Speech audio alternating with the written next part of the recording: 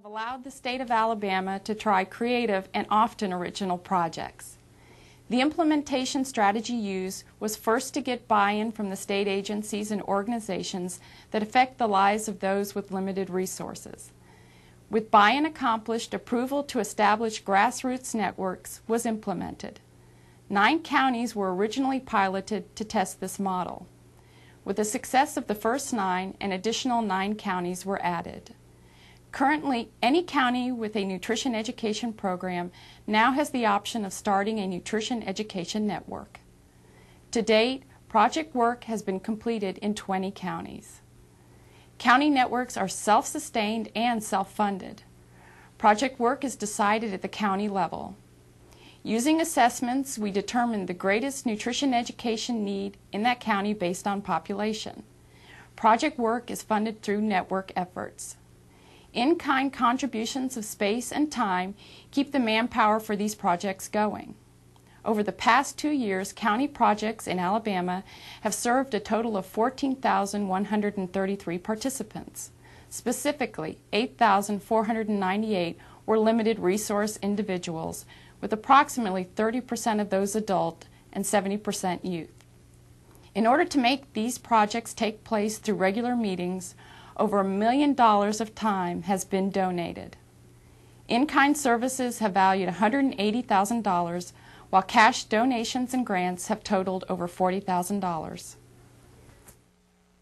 We decided that we would invite people in the community that were involved in nutrition and also people that were interested in health and the betterment of the health of the community.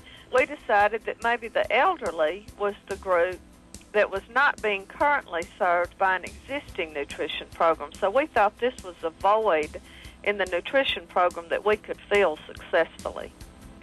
Well, in Wilcox County, we don't have a great deal of places to meet, per se. So churches sometimes are a real drawing card for people, and the church that we had these series of lessons at is one that is right in town in the city of Camden, and you know, some of the people could even walk to the church, and of course we had the minister to help us recruit people, and some of the local people in town, you know, helped us advertise. We had it in the fellowship hall, so it was not only a way that we could teach nutrition to the elderly, but it also turned out to be sort of a little mini social event. We chose some recipes that we thought were hinted at traditional Southern dishes, things that they were accustomed to, and because a lot of times elderly people are real hesitant about changing the things that they eat, so we decided that we would try to use some of the things that they normally ate and just adjust the recipes accordingly so that they would be healthier. I also think that having it through the church and also targeting an audience that was probably ready for some of this. They hear all of this on TV and hear people read it in the papers and magazines, and they probably thought possibly that they were being left out because things had not really been done for them. So we felt like that all of these things worked together to make this a success. We looked at what the committee members, what the network members found as problem areas, and our initial one was the teens, the pregnant teens. We hoped to increase that, and then we moved into things in the community, and then it was determined that if we could get to younger children with some nutrition education, then we could maybe make some actual changes, and that's why we went with the younger kids for the pyramid. The nutrition education for the pregnant teens was already going on. The school system was doing it, but they were having a lot of trouble getting the kids there. Transportation was a problem. They were just doing it in a classroom. Attendance was sporadic, that sort of thing. And through the network, we had folks from the Housing Authority there. We had folks from the local hospital there, the school system, as well as Extension. And so we were able to put all those pieces together. The Housing Authority provided transportation. The hospital let us meet in one of their rooms and fed the girls a nice breakfast each time they met. They met every Wednesday for 9 weeks. And in addition to our Today's Mom person doing the Today's Mom program, we had folks from the health department, folks from the Y that talked about exercise. So they had a real well-rounded 9 weeks of instruction. One of the other ones that we did was we put together a nutrition network resource guide. Our community already had a big booklet that was a resource guide, but it contained everything, and it was difficult to get something really quick.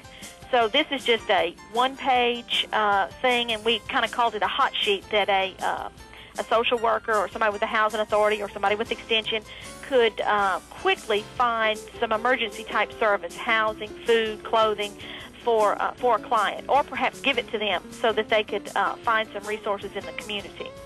The other really big program that we did was the Food Guide Pyramid Adventure, and that was fantastic. Once again, its success was based on the network and everybody working together.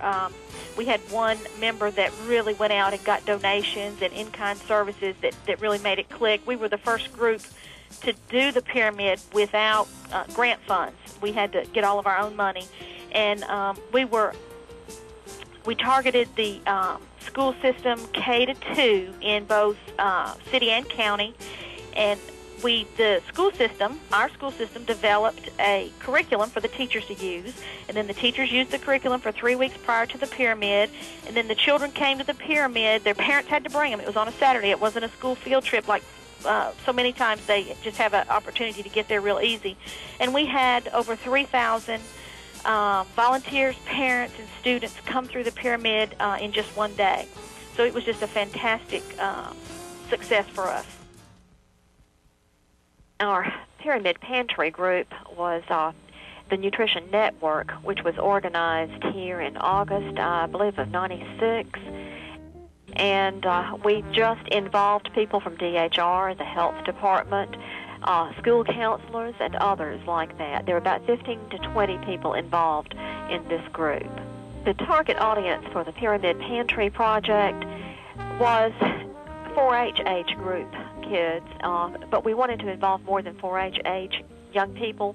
We wanted this to be an entire community-wide activity, so the best way to get into all the communities and for something to be county-wide is to go through the schools. So we involved the schools to help collect food, and also through the schools we were able to do educational displays, which were those 6-foot-tall pyramids that we built. We developed this idea, first of all, we wanted to get across the information about the pyramid and the changes from the 4 food groups to the pyramid, and this is still not something that people widely recognize, so we wanted to have an educational program.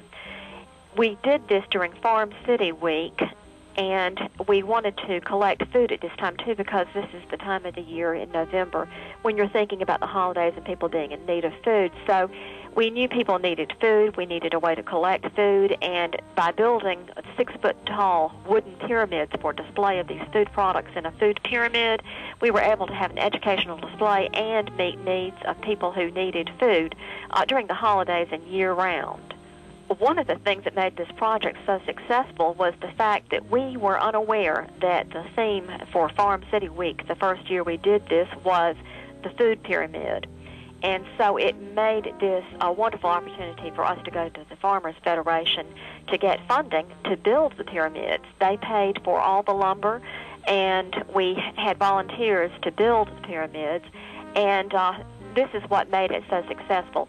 It also was successful because it involved entire school, the whole school throughout the county. Our network in Choctaw County is made up of citizens that are just interested in foods and nutrition. It's made up of members of the Health Council. It's made up, we have people from various agencies. We have people from the schools who are interested in nutrition. We have some teachers. We have community leaders. We have some ministers. So it's just a variety of people. We were trying to decide exactly what we wanted to do. We did a lot of brainstorming. We had some people who are members of our network that said that there's a lot of waste of good food at the schools, and we knew that around 80% of the children at the schools were on free lunch or on reduced meals. And then we know that about 35% of the people in our county receive food stamps. So from that, we decided we really needed to do a project that would help children to learn about the foods that they should eat and to help them to taste a variety of foods that maybe foods that they are just never do have access to, and just learn a little bit more about nutrition. Once we decided, we contacted the school and we had a committee to work in various aspects of determining exactly what we would do, and we decided that we would have a poster contest. We decided that we would do bulletin boards. We also decided that the nutrition program assistant would go to the schools and would tell the children about the project, that we would get parents involved, we would get students from home economics involved, we would get the school lunchroom personnel involved with helping to prepare the food, we would get grocery stores involved with donations, and then we would also collect food that we would give to needy people. In Houston County, we decided that we needed a coalition, and so a letter was sent out by the Extension Office to every agency, school, or any organization or group that was linked to nutrition in our county. And we felt that it would be a wonderful opportunity to have a hands-on experience in our county with this food guide pyramid for our children and other people who, work with children as well as parents.